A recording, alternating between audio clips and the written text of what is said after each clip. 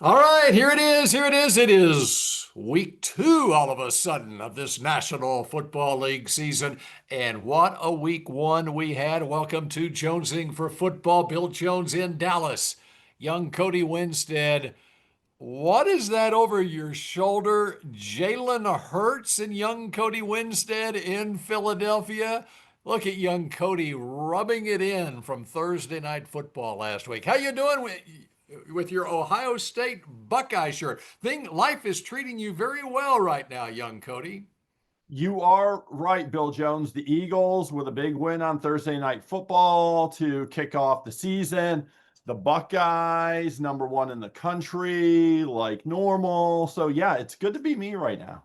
Yeah, a big win over Texas to start the season. Okay, we've Sure. jump started this entire 2025 season. Cowboys feeling good about life despite the fact they lost in Philadelphia on Thursday night. Now the home opener against the New York Football Giants, a rare noon kickoff for the opener, and that doesn't say much for the Cowboys or the Giants, but more on that in a moment. But yeah. It was fun watching, and actually from a Cowboys and Eagles perspective, it was fun having our game out of the way where we can look around the league on Sunday all day and then Monday night as well. And here we go. It's week two. Yes, sir. Like you mentioned, week one, wonderful. Bill Jones, so many memorable moments. How about the Bills comeback for the ages over the Ravens? Justin Herbert knocking off the Chiefs on that Friday night game. I was at Steelers Jets. That was an incredible game that came down to the wire. If week two is anywhere close to as entertaining, we should consider ourselves lucky. This week's schedule, go ahead.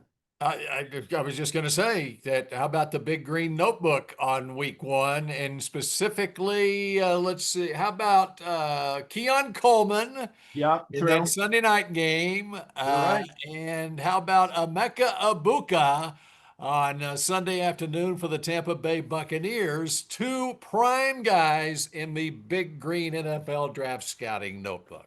Yeah, they would have looked nice in Cowboys uniforms, which I think you were calling for over the last couple of years. We'll get to Abuka in a little bit. That week two schedule, Bill Jones, not quite as juicy as week one, but we'll give you some of the highlights. But like you mentioned, we want to start in Dallas, the duel between the Giants and the Cowboys. I was texting with Babe Laufenberg. I said, is this a must win for the Cowboys? He said, man, maybe not. It's a little early for that noontime in Texas, like you talked about. And But the, a and the win is a perspective, the perspective on that with Babe. I mean, when it is week 15 of the season, Babe will fall off his elliptical as he's listening to Jonesing for Football if we say, oh, this is a must-win game. No, Cody, young Cody, it's not a must-win game until you have to win the game or you're knocked out of the playoffs. I'm not sure you've looked at the schedule because if you have, Bill Jones, it might be a must win for those Cowboys. I want to hear from you, though. What will decide the outcome of this Giants Cowboys game there on Sunday? Well, on the surface, you would think that this is a W for the Cowboys. Number one, Dak Prescott in his career against the New York Giants, as long as he doesn't get hurt against the New York Giants, usually has success against the New York Giants. And secondly, if you saw the Giants against the Washington Commanders on Sunday, only scoring 6 points in that game, you have to feel good about the Cowboys' chances. And that is a big warning sign for the Cowboys because I expect the Giants to put up a much better offensive effort, even with Russell Wilson at quarterback for the second straight week. And then what they did last week against Washington. But there are positives for the Cowboys coming out of that Eagles game. And the other thing about even from a psychological standpoint, Cowboys, okay, yeah, they are frustrated they didn't get a win in Philadelphia on Thursday, but are they feeling too good about themselves coming out of that game? Hey, we just went toe to toe with the defending Super Bowl champs and looked pretty good. And they relax and think that, okay, they're all that when they're really not all that. Those are the concerns I would have going into this game. I would say the urgency level for both of these teams is really high. To your point on, yeah, the Cowboys, I think, played well in week one. If you don't watch the Giants Commanders game, you're thinking, well, they kind of got dominated by the Commanders. Washington played really well up front against the Giants O line. So I think that's something like that. I think the Giants loss had as much to do with the Commanders, who you have going to the Super Bowl, as it did the Giants playing poorly. So I feel like both teams are kind of in the same boat there, as far as they both played really good teams and neither of them got blown out. It was kind of back and forth for both of them. So urgency level very high for both teams entering week A two. lot of times where teams that play poorly or subpar in week one usually bounce back in week two, and vice versa. Teams that play well in week one, they don't play so well in week two. So that's what's going to make it very intriguing at noon Sunday. Especially with the schedules both of these teams have coming up. After this, for the Giants, they go Chiefs, Chargers, Saints, Eagles, Broncos, Eagles, 49ers. So the Giants are looking at this going, this is one of our must-win games on our schedule. Which, by the way, is why it's one of the reasons I think, outside of the fact that, okay, if Russell Wilson has been training to be and getting all the reps to be the starter, you don't pull the plug on that after week one and put the rookie in there yet. But I think that is one of the reasons why Brian Dable is not going to Jackson Dart as early as some of the fans in New York would want him to, because of the daunting first half of the season schedule that the Giants have. Yes, sir. Question for you about the Cowboys. Give me a couple players that you saw that they showed well, they flashed against the Eagles, that you think can have a really good impact for the rest of the year. Well, I liked, even though the first half did not go so well for the Cowboys defense. In fact, when the Eagles are scoring on every possession, I do think that once we got rolling in the second half, and especially after the weather delay, that I liked what I saw from the defensive front for the Cowboys, and those guys like Kenny Clark, like Solomon Thomas, like Marshawn Nealon, Sam Williams as well, and we knew Osa was what he has been for the Cowboys, and so I like the rotation of guys that they have up front. Um, one guy who played kind of like what I expected in him too, in terms of run defense, that there's a lot of talk about Dante Fowler with the loss of Micah Parsons being that guy. I don't think that I've not seen him be that guy outside of the 10.5 sacks he had last year for Washington. I think he's more of a specialty pass rusher than he is a starting defensive end. And that's kind of been his lot in his 10-year career in this league.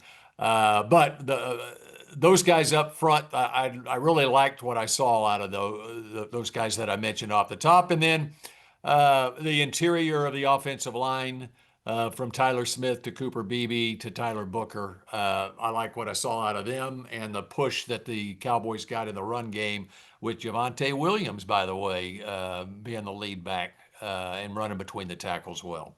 Yeah, I agree with you. I kind of listed very similar players to you. I thought Nealon showed some flashes, which was good. Your point is right that, hey, they trade Micah Parsons and they still have a pretty good defensive line rotation. I think everyone kind of forgot about Solomon Thomas. He kind of went under the radar, and all of a sudden he had 5 tackles in the first game alone. Like, he's not going to flash. He's not going to have 10 sacks for you, but like, he is pretty damn good as your third D tackle. You In a bring rotation. Clark. That's Yeah, right. exactly. Yeah. Clark, Odigizua, and Solomon Thomas, pretty nice 3-man inside D line. And you know what, Mozzie, you can just kind of kick Mozzie to the curb now. If he's your fourth D tackle, maybe he's a good fill-in as an injury replacement. But you should feel pretty good about those 3 guys They inside. kicked him to the curb on Thursday. He was inactive for the game. And the Big, seventh round draft pick, Jay Toya, was the rotational one technique behind Kenny Clark. exactly. And Ezaraku, Fowler, Williams, Nealon, none of those guys are going to have 10 sacks, but 3 of them are probably going to have 6 or 7 sacks, something along those lines. So they're still not in bad shape. It's probably their strongest position on their team is still D line, which is amazing after you trade Micah. I mean, and it's James Houston, who they picked up off the street right as training camp started. His rookie year with Detroit, he had 8 sacks, had sacks in his first 4 games as an NFL player. He can provide something off the edge as well. And and they fit in Matt Eberflus's system. And Aaron Whitecotton is what I think is probably one of the best defensive line coaches in the league. Of course, Solomon Thomas was with him with the Jets. And it's finding the right players who fit that system. And I think they've done a good job of that. Will McClay and the scouting staff have. Yep. And Cooper Beebe, to your point on him, I thought he did a nice job. Of course, he didn't have to go against Jalen Carter. I would have loved to see that. So, but he graded out really well in week 1. And you're looking for him to take a step forward. You're looking for Tyler Guyton, those second-year guys, to take a step forward. So I think you feel really good, like you said, about the interior of your offensive line as well. Now, having said all that, there were times where Dak got rid of the football just in time. Nolan Smith was coming around the edge on Tyler Guyton early in the game on one deep pass that was complete, and Dak got it away just in time. So things went the Cowboys' way, starting with Jalen Carter getting kicked out of the game to start the game. And now we talk about the front for the Giants. And it is the match of what the Eagles have up front when you consider Dexter Lawrence in the middle and who they have coming off the edge. At this point, might be better than what the Eagles have right now. I was just about to say they're probably better even with Jalen Carter playing for the Eagles. They're definitely better if Jalen Carter gets kicked out. So another tough test along the defensive line this week for your Dallas Cowboys offensive line. All right, let's get to some must-watch games of the week, Mr. Jones. This is how we're going to do it all year. We did the same thing last year. We're going to go through our topics of, we're going to talk Cowboys first. We knocked that out. Then we're going to go to a must-watch game of the week. We're going to do pressures on, and then we have a new segment that we're saving for the end. So I know no one is going to go anywhere until they hear about our new segment. That's going to be wow. good. Let's go with must-watch game of the week. Fairly obvious for you, Bill Jones. Tell us about the Super Bowl rematch there in Kansas City. Well, I feel like we should say this off the top, but one of the must-watch games of the week you may have already watched if you're watching this later in the week, and that's the Thursday night game, Washington at Green Bay. But on Sunday afternoon, here's the reason that the Cowboys and Giants are playing at noon Sunday on Fox. It's because the 3:25 Central Time game of the week on Fox is it your Philadelphia Eagles? You've Sure. always said the Dallas Cowboys are your team, but since you live in Philadelphia, I will say your Philadelphia Eagles are playing at the Kansas City Chiefs. And there's no doubt that is the game of the week, right, young Cody? No doubt. If there weren't so many great games in week 1, I might say it might be game of the year, but there were so many great games in game 1 Well, that we're just hoping that this Super Bowl rematch is as good as some of the instant classics we had. well, if it's anything like Buffalo Baltimore on Sunday Right. night, then No good. we're all in for a great game. And added intrigue because Kansas City lost its opener in Brazil against the Chargers. So the Chiefs come in at 0-1. And by the way, is this a must-win game for the Chiefs? Because as it stands right now, let's look around the AFC West. Denver's 1-0. Las Vegas is 1-0. The Chargers are 1-0. The Chiefs are all alone in the cellar in the AFC West. Can they afford to go 0-2 to start this season? The answer is yes, they can afford. Yes, they can. We all know that. But the Chiefs are sitting here right now. Of course, they don't have all their hosses. Rashee Rice, the first 6 games of the year, they lost Xavier Worthy on the third play of the game against the Chargers, and they won so many one-score games last year. You would think the odds will catch up to them this year, and it already has with their first game of the year, a one-score loss to the Chargers. But the other thing is on this game, both teams have extra time to prepare. Philadelphia with one more day than Kansas City.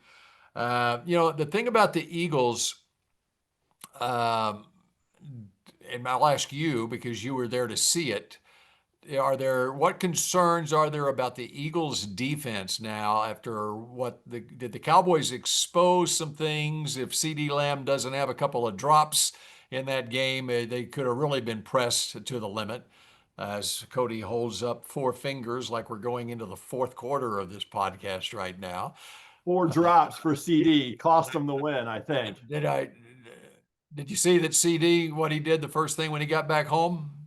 I did. I watched your clip on I Twitter. was Yeah. I was actually on Friday afternoon walking down the Nike Star Walk at the Star in Frisco to go tape the Brian Schottenheimer show, and I look out on the practice field.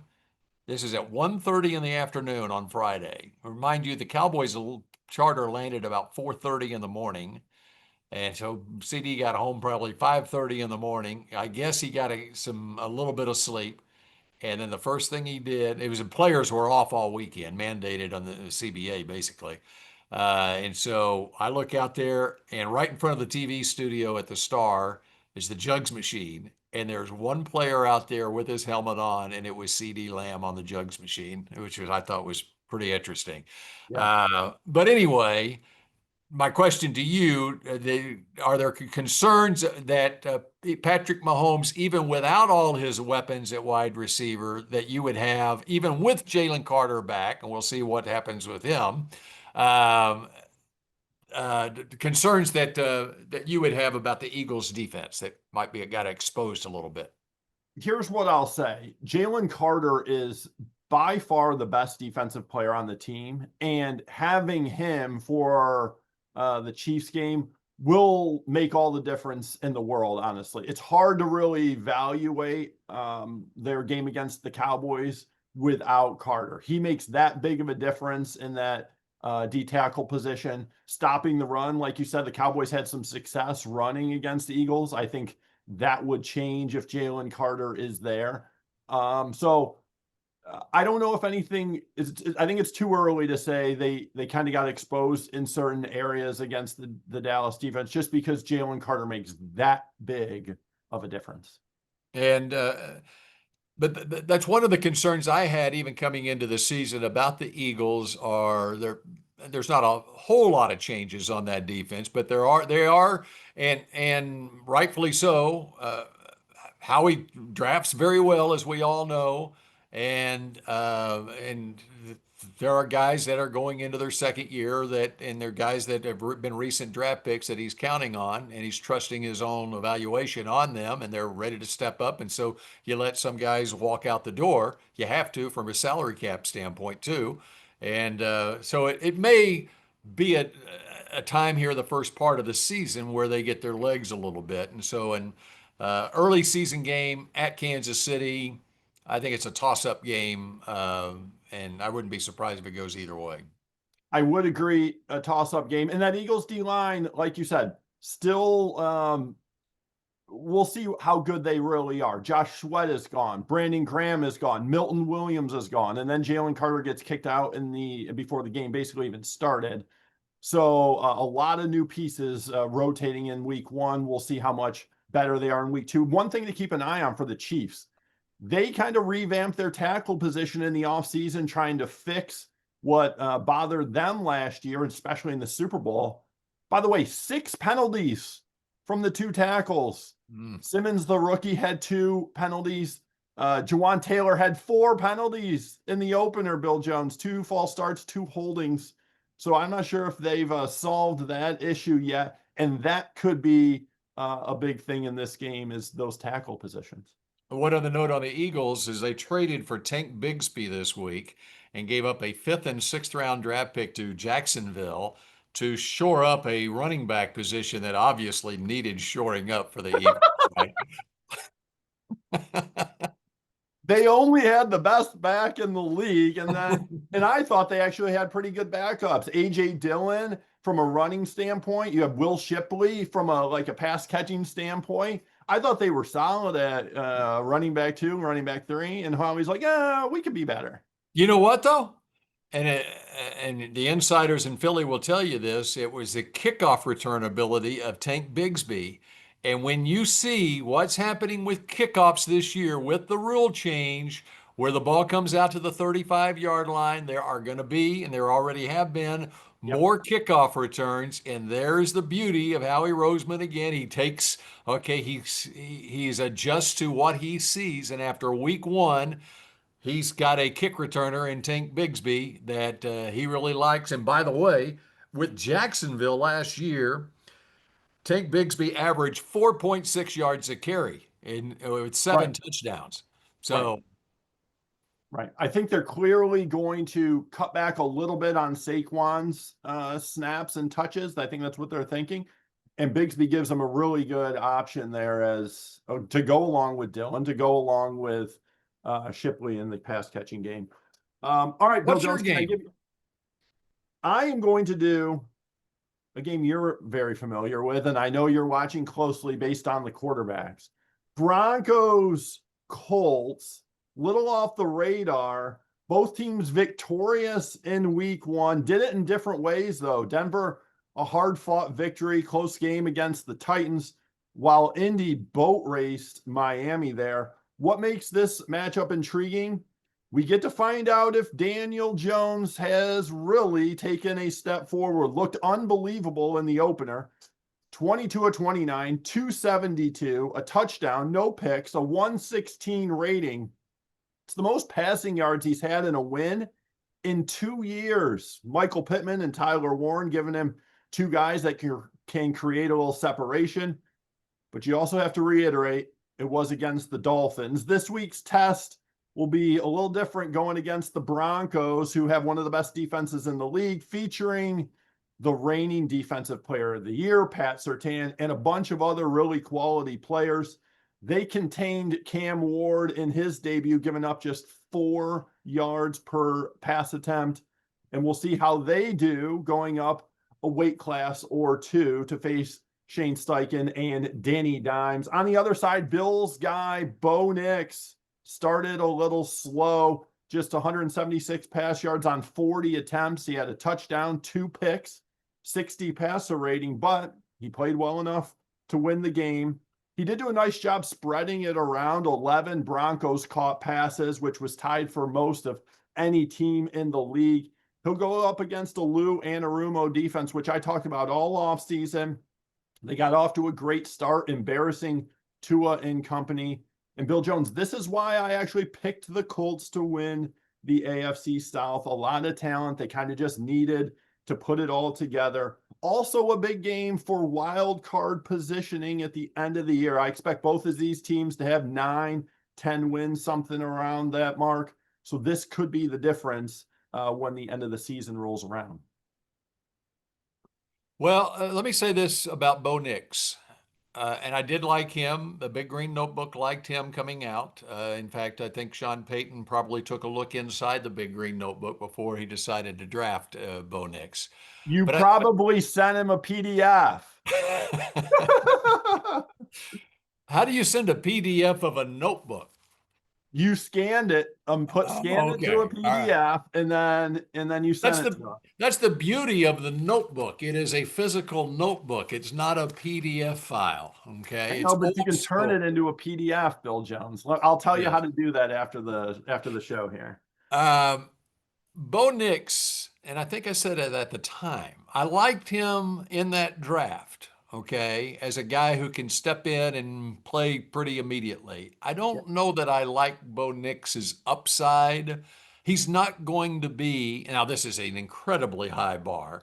He's not going to be Drew Brees in his career, but he is someone that Sean Payton can use to get to, and may even get to a Super Bowl with him eventually. But he's not going to be an all-time great NFL quarterback, in my opinion. In fact, I'll just throw this out to you because one of the matchups this week has J.J. McCarthy against Michael Penix. Minnesota hosts Atlanta this week. And in that draft last year, both J.J. McCarthy and Michael Penix might wind up being better quarterbacks than Bo Nix. And take nothing away from what Bo Nix did last year and the improvement he made as the season went on, but the experience that he had coming in. But I will say this. I think J.J. McCarthy, and this is going to get under your Ohio State skin, I think J.J. McCarthy is going to have a better career than Bo Nix. It's interesting. I will say Sean Payton might agree with you. And that's why the Broncos have the number one defense in the league. That's where they're starting week 2. They allow the fewest yards in week 1. That's kind of what you need with Bo Nix. And Peyton probably knows that. You have to have a good supporting cast. You got to have pieces around him. You got to have a great defense, a great run game. And Bo will do fine, and he'll get you to the playoffs, and they might win a Super Bowl if you've got elite pieces around him. So, yeah, you might be onto something there, Bill Jones. And my biggest thing, I think, on J.J. McCarthy and Bo Nix and Michael Penix, I know Babe Laufenberg loved Michael Penix, is I would have taken all three of those guys ahead of Drake May. You look pretty good right now after week 1. I'm not sure before week 1 if everyone would agree with you, but Right. Well, everyone didn't definitely. agree even going back to the draft because Drake May was ranked. And anyway, I digress. Okay, Bill Jones, let's get to our second topic or third topic. We're calling it Pressures On. This is a segment we've done the last 3 or 4 years here on Jonesing for Football. Someone who's feeling a little heat needs to perform here in week 2. Where do you start?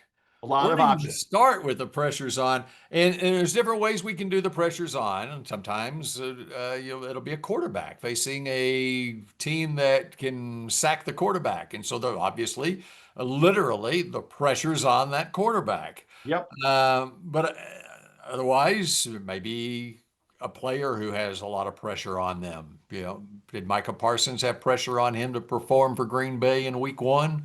Well, Green Bay and Micah came through.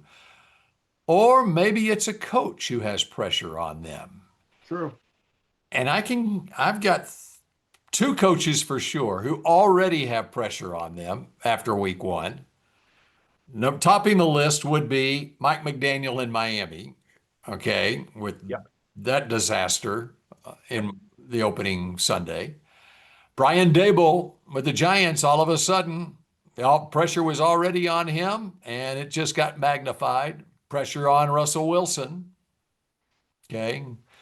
Even after the game, Dable sounded uncertain that Russell Wilson would start the next week against Dallas, but he said on Monday morning that, okay, Russell Wilson's still my starter. But my pressure is on the guy that you love, a first-time head coach in this league, Ben Johnson. The pressure is on Ben Johnson as he goes to Detroit. The Bears are at the Lions in week 2, and Ben Johnson after week 1 already in Chicago. The natives are restless because of how Ben Johnson handled an early timeout on a challenge in the third quarter of the Monday night game. So he didn't have that timeout.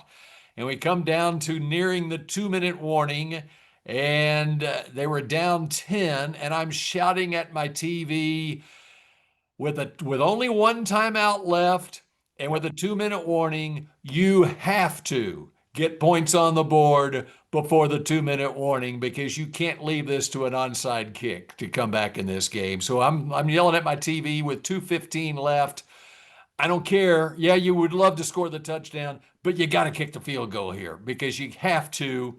And as it turned out, they got the football back after a stop with only 9 seconds left in the game, and they had no chance of winning that game after eschewing the onside kick opportunity. And then, so anyway, the honeymoon may already be over for the boy genius Ben Johnson, blowing an 11-point lead in the fourth quarter against J.J. McCarthy and the Vikings. And now he goes to Detroit, and it's a Lions team that is, oh my goodness. After losing at Green Bay the way they did, are they going to be, Cody, Loaded for bear. Good one there, Bill Pressure's Jones. on Ben Johnson. Pressure is definitely on Ben Johnson. By the way, I was yelling at my TV second quarter, 4th and 3 from the 24-yard line. They're up 7-3 at the time. He elects to go for the fourth down, 4th and 3, and it's a terrible throw from Caleb. Could have kicked an easy field goal from 41 yards that would have gave him a 10-3 lead. At the time, I was thinking 10 points might win the game against JJ McCarthy. Come to find out, they lose the game by 3 points. That field goal would have been helpful at the end, I think. So he Uh, went for it on fourth down. Was he hanging around Dan Campbell too much? Yeah, there's a lot of that. But 4th and 3, when you know you're not running the ball, I get if it's 4th and 1 or maybe even 4th and 2 where you can play action. But they had the momentum going with Caleb. He was looking good, like points on the board with the young quarterback. It's not Jared Goff. This isn't somebody who's been in the league for 10 years and played in Super Bowls and you're winning 15 games with. Kick the points, keep the momentum going, and come to find out they need 3 points at All the right. end. So already Cody is off the Ben Johnson bandwagon. I love it. I picked them to make the playoffs, the Bears, feeling good for 3 quarters, and then choked it away there in the fourth. Okay. Tell me who your pressure is on. I'm going to keep with my AFC South talk, Bill Jones. From the Colts now to the Texans, where the pressure is on CJ Stroud against the Bucks was subpar in a losing effort against the Rams in week 1. 188 yards, 0 touchdowns, an interception, 74 rating. Was one of 3 teams, the Texans, that failed to score a touchdown in week 1. And this kind of continues a trend that started towards the end of last year. CJ has thrown just 2 touchdowns in his last 5 games. Definitely not what we saw from him as a rookie or what we've come to expect over the last couple of years. He's facing a Bucks team that just keeps winning, Bill Jones. 7 of 8 in the regular season. Baker and the boys coming off a big road win in Atlanta where our guy, you mentioned him early, Emeka Ibuka, proved that he's the real deal, as both of us predicted.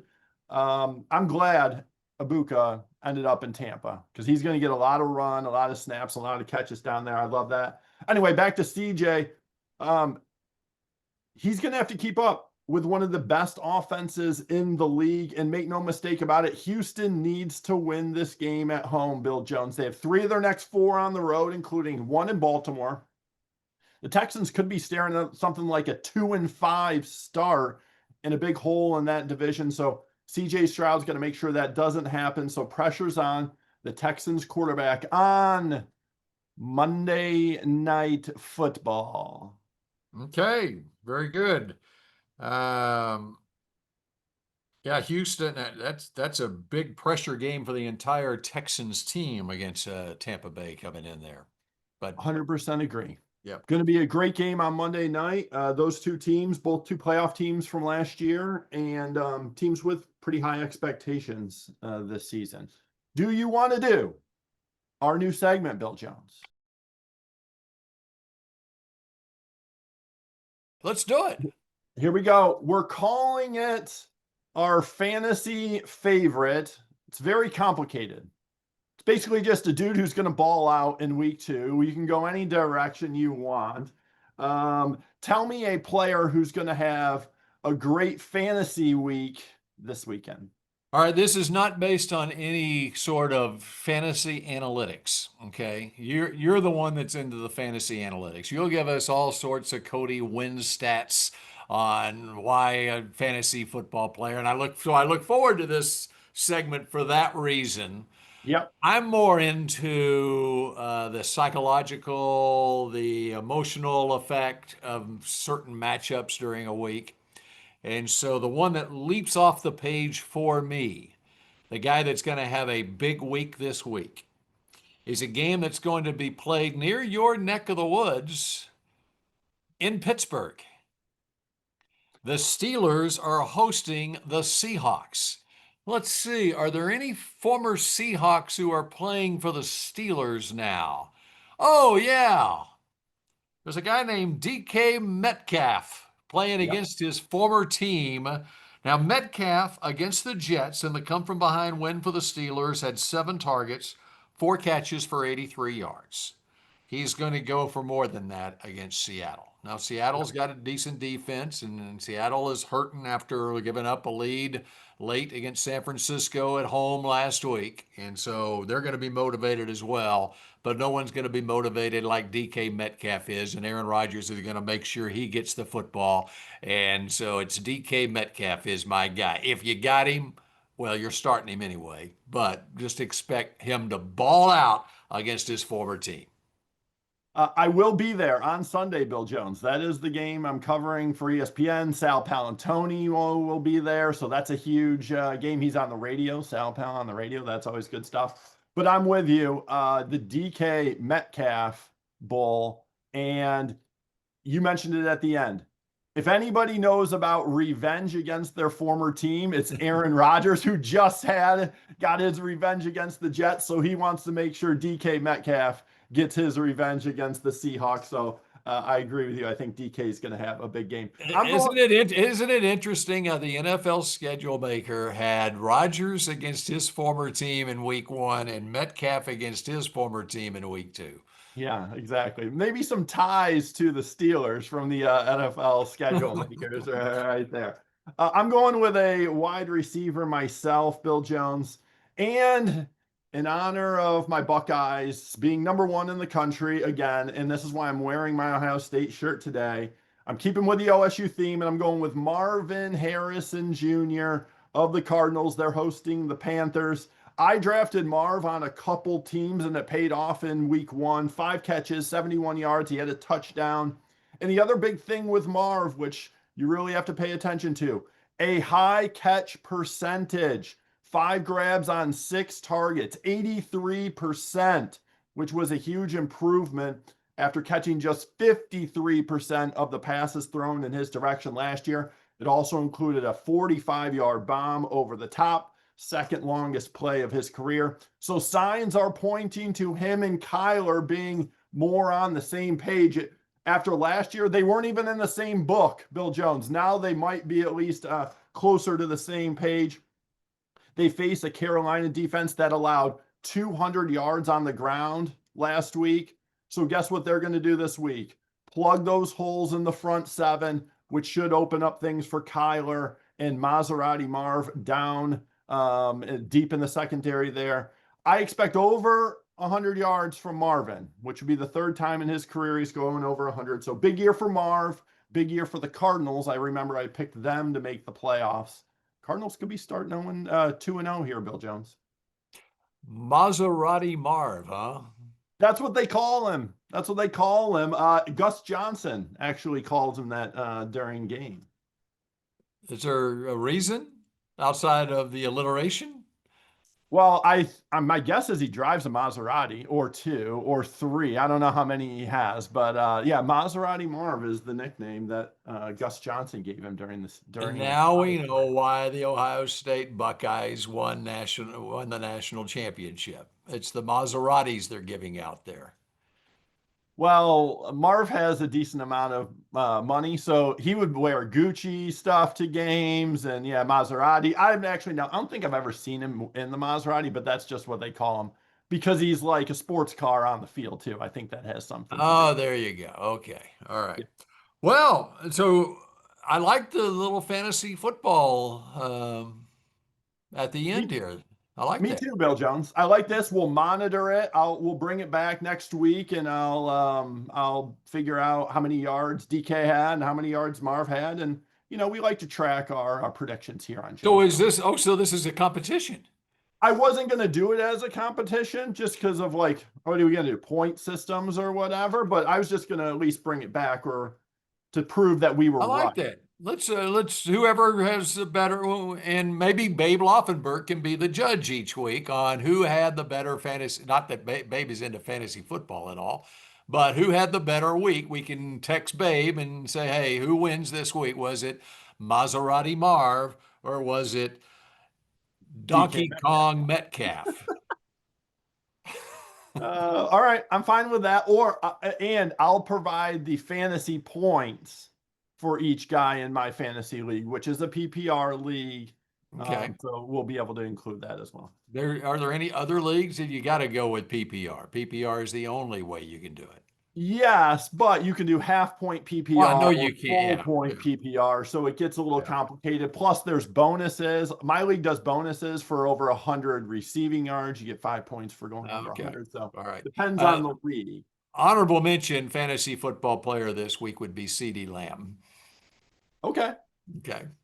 I mean, he was great in week one He and was. He could have been greater, and he's going could to have be been greater in greater. week two. Yeah. Could have been greater. 4 catches added to his day would have been unbelievable. All right, and by the way, we are streaming on CBS News Texas here, Jonesing for Football, and I'm told we're also going to be on the YouTube channel, the CBS News Texas YouTube channel, so you can not only listen as you drive down the road or on the elliptical, like Babe Loffenberg does on the podcast, but you can also watch us on the CBS News Texas YouTube channel and streaming throughout the weekend leading up to all the games on Sunday, and it's going to be fun at the AT&T Stadium Sunday at noon.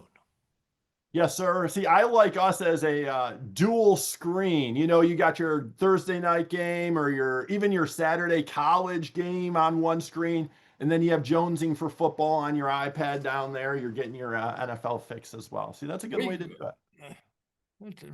maybe there will eventually will be a demand for a Manning cast type Jonesing for football during Thursday night football or something like that. That would be fun to Yeah, do too. yeah, that's a good idea there, Bill Jones. That's an idea for the future. All It right. is. Thanks for joining us here. And how about we'll see you again next week here on Jonesing For football. Call me back.